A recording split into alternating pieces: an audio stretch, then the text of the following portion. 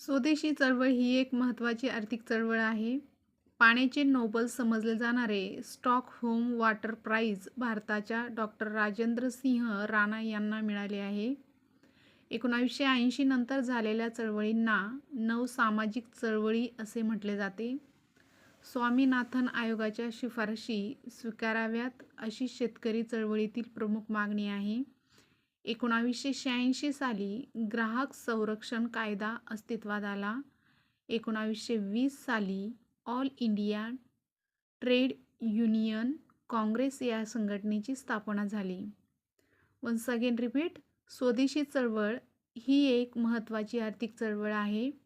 पाण्याचे नोबल समजले जाणारे स्टॉकहोम वॉटर प्राइज भारताच्या डॉक्टर राजेंद्र सिंह राणा यांना मिळालेले आहे.